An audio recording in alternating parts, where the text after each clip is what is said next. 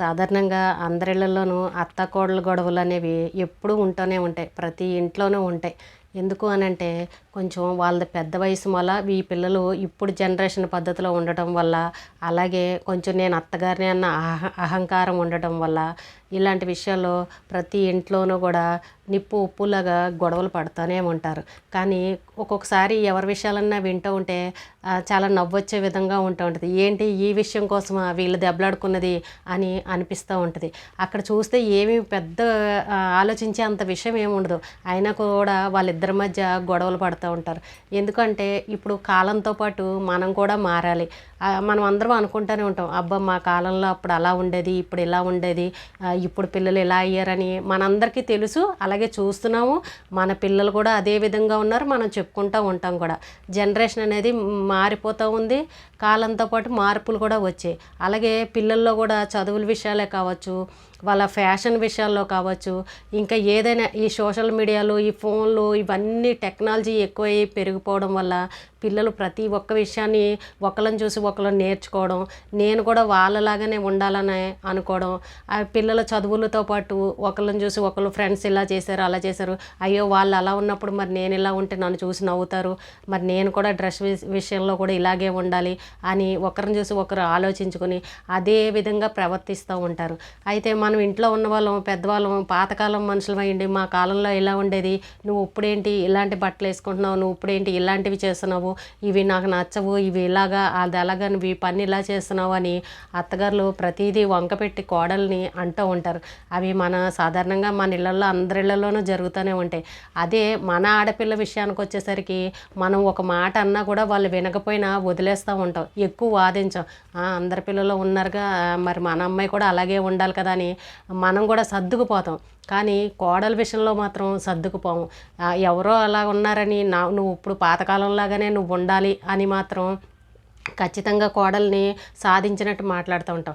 మరి కానీ మన అమ్మాయి విషయంలో మాత్రం అలా ఉండం. ఒకసారి మన అమ్మాయి చెప్పగానే సరే అమ్మ నీ ఇష్టం అని అన్నట్టు వదిలేస్తూ ఉంటాం.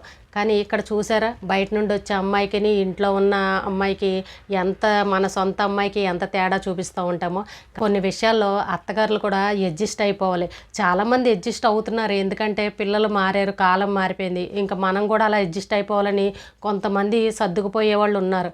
ఎందుకు వాళ్ళని అనడము, ఇంక ఇప్పుడు ఈ వయసులో ఎంజాయ్ చేయకపోతే ఎప్పుడు చేస్తారు, వాళ్ళతో మనకు గొడవ ఎందుకు అన్నట్టు ఉండేవాళ్ళు కూడా ఉన్నారు. కానీ కొంతమంది పట్టుదలగాను నువ్వు మా కాలంలో ఉన్నట్టే ఉండాలి, మా పద్ధతుల్లాగానే ఉండాలి, ఈ కాలంలో ఉన్నట్టుంటే కుదరదు, మాకు ఇలాంటివి నచ్చవు, మా పద్ధతులు ఇలాంటివి కాదు అని అంటే అస్సలు ఇప్పుడు పిల్లలు అసలు వినే పరిస్థితి కూడా లేరు. కోడళ్ళు కూడా అత్తగారుల్ని చేదస్తం అని అంటూ ఉంటారు. మా అత్తగారు పాతకాలం మనిషి, చేదస్తంతో చంపుతుంది, చేదస్తంతో అస్సలు మాట వినదు అని చెప్తూ ఉంటారు. అలాగే కొంతమంది మన పిల్లలు కూడా తల్లిదండ్రులు ఇంకో 4 సార్లు ఎక్కువ చెప్పామనంటే వీడికి చేదస్తం ఎక్కువ, దీనికి చేదస్తం ఎక్కువ, మా అమ్మ విసిగిస్తుంది, మా నాన్న విసిగిస్తున్నారని ఈ చేదస్తం అనే ఒక పదాన్ని మాత్రం ముద్రలాగా వేసేస్తూ ఉంటారు.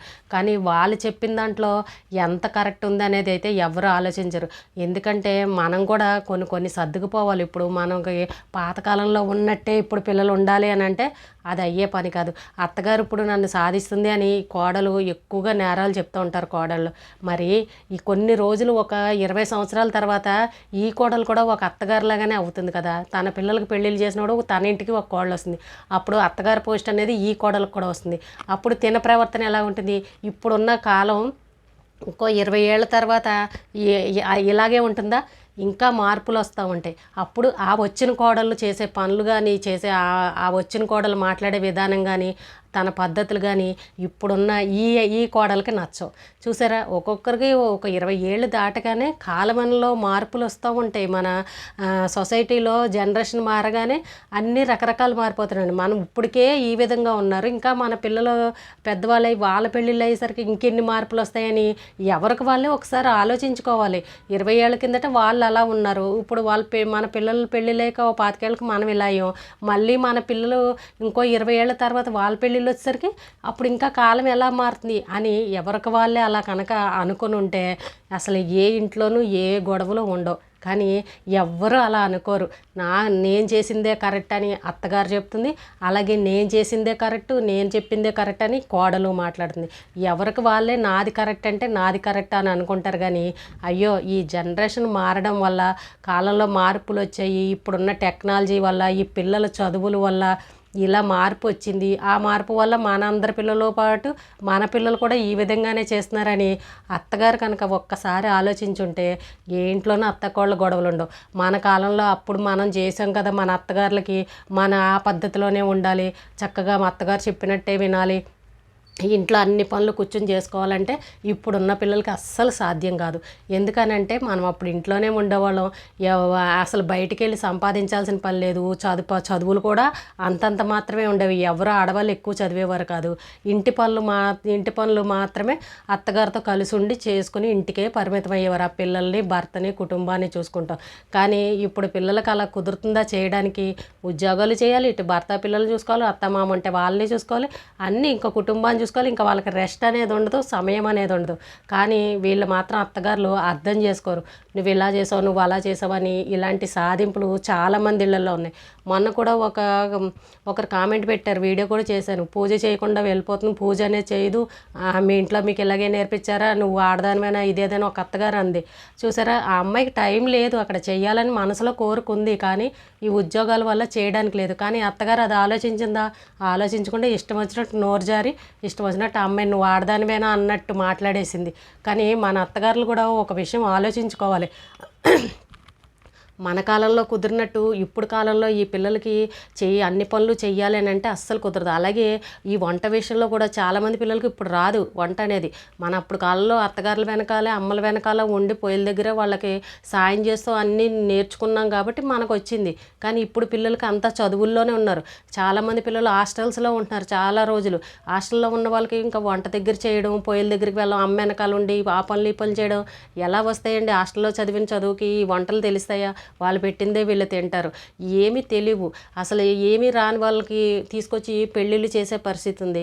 అలాంటప్పుడు నీకు వంట రాదు, మీ అమ్మ ఇలాగే నేర్పించిందా, మీ వాళ్ళు ఇలాగే నేర్పించారా, నీకు పద్ధతులు తెలియవు అని నోరు జారి పెద్దవాళ్ళు అత్తగారులు అనేస్తూ ఉంటారు. పాప మా అమ్మాయి వాళ్ళు హాస్టల్లో చదువుతారు, ఎందుకంటే ఒకే వయసు పిల్లల దగ్గర మధ్యలో ఉండి అదే మైండ్ సెట్లో ఉంటారు. కానీ వాళ్ళ మధ్య పెద్దవాళ్ళు ఎవరు ఉంటారండి? నీకు ఇది నేర్పించుకో, ఇది నేర్చుకో, అది నేర్చుకో అని ఎప్పుడు వాళ్ళ దృష్టి ఆ చదువు మీదే ఉంటుంది. చదువు చదువు చదువు అని అంటారు, కానీ నీకు వంటలు నేర్పించే వాళ్ళు ఉంటారండి హాస్టల్లో చదివే పిల్లలకి? మరికి అవన్నీ రావాలంటే వాళ్ళకి ఎక్కడొస్తే రావు. మరి దాన్ని మనమే అర్థం చేసుకొని సర్దుకుపోవాలి. కానీ వాళ్ళకి నీకు ఇది రాదు అది రాదని అస్సలు వాళ్ళని అనకూడదు, విమర్శించకూడదు. అలాంటి చోట ఖచ్చితంగా గొడవలు వస్తాయి. ఇంకా ఈ కాలంలో చాలామంది అత్తగారులు ఆడపిల్లల్ని ఈ విషయాల్లో అంటున్నారు, నీకు పూజ చేయడం రాదు, నీకు వంటలు చేయడం రాదు, మీ అమ్మ ఇలాగే నేర్పించిందా, నీకు ఎవరితోనూ మాట్లాడడం రాదు, ఇది అదే అని చెప్పేసి ఏదో ఒకటి అంటూ ఉన్నారు. ఇప్పుడు పిల్లలు మాట అంటే పడరు కదా, అమ్మ నాన్న అంటేనే పడట్లేదు. ఏదన్నా అత్తగారు మాట అనగానే ఇంకా కోపాలు వచ్చేసి మాటకు మాట ఎదురు చెప్పేసి అక్కడ గొడవలు పెంచేసుకుంటున్నారు. అది భర్త దాకా వెళ్తారు, ఇంకా వాళ్ళు వీళ్ళు అందరూ తలోటి అనుకుంటారు. కోపాలు, విడిపోవడాలు, గొడవలు పెద్దడు అవ్వడాలు ఇలాంటివన్నీ ప్రతి ఇంట్లోనూ జరుగుతాయి. కాబట్టి ముఖ్యంగా అర్థం చేసుకోవాల్సింది ఎవరంటే పెద్దవాళ్ళే అర్థం చేసుకోవాలి. ఇప్పుడు కాలంతో పాటు పిల్లల్లో కూడా మార్పులు వచ్చేసాయి. వాళ్ళకన్నీ మన కాలంలో చేసినట్టే ఇప్పుడు ఆ పద్ధతుల్లోనే మీరు ఉండాలమ్మా అని అంటే ఏ పిల్లలు ఉండరు. కాబట్టి మనకి ఓపిక ఉంటే, చేతనైతే వాళ్ళకి కొంచెం సాయం చేయడం, అది కాదమ్మా ఇది ఇలాగా అని ఓపికగా నేర్పించే ఓపిక ఉంటే నేర్పించడం.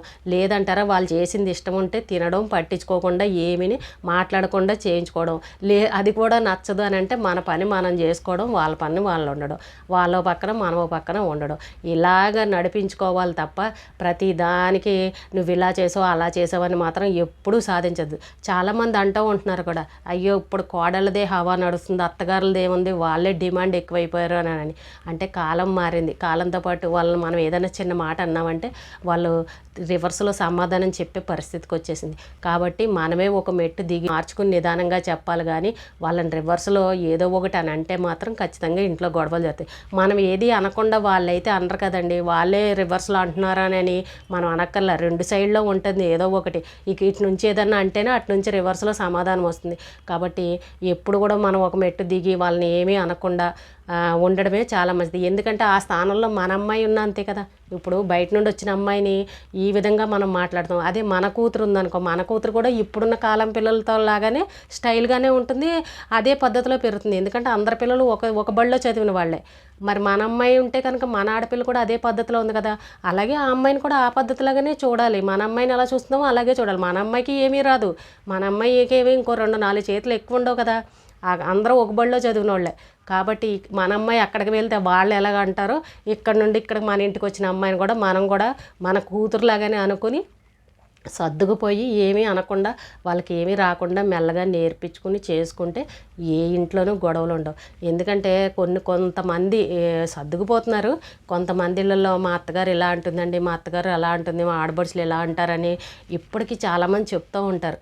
అలాంటి వాళ్ళ కోసం అన్నమాట చెప్పడం. ఎందుకంటే కాలంతో పాటు మనం కూడా మారాలి. కాబట్టి పెద్దవాళ్ళం, అనుభవం ఉన్న వాళ్ళం మనమే. కాబట్టి పిల్లలకి ఇంకా ఏమీ అనకుండా వాళ్ళకి ఓపుకుంటే నేర్పించడం, లేదంటే సైలెంట్గా ఉండడం. మనమే ఒక మెట్టు దిగి ఉంటే కనుక ఆ ఇల్లు ఆనందంగా ఉంటుంది, ఎటువంటి గొడవలు ఉండవు. ముఖ్యంగా మగవాళ్ళకి ప్రశాంతంగా ఉంటుంది ఆ ఇంట్లో.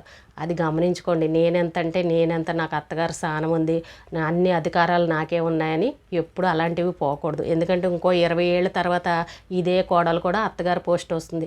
అప్పుడు అర్థమవుతుంది ఆ అమ్మాయికి కూడా, ఈ అమ్మో నా కోడలు వచ్చిన తర్వాత ఇది అర్థమైంది నాకు ఈ పరిస్థితి అని వాళ్ళంతటా వాళ్ళే అర్థం చేసుకుంటారు. కాబట్టి ప్రతి అత్త ఓ ఇంటి కోడలే అని మనం అనుకుంటూనే ఉంటాం. కాబట్టి ఎవరికి వాళ్ళే తెలుసుకోవాలి. ఎప్పుడు ఎవరిని వేధించకూడదు. కాలంతో పాటు మనం కూడా మారాలి. ఈ రోజుకి ఇదేనండి వీడియో. రేపు మళ్ళీ ఒక మంచి వీడియోతో మళ్ళీ కలుద్దాం.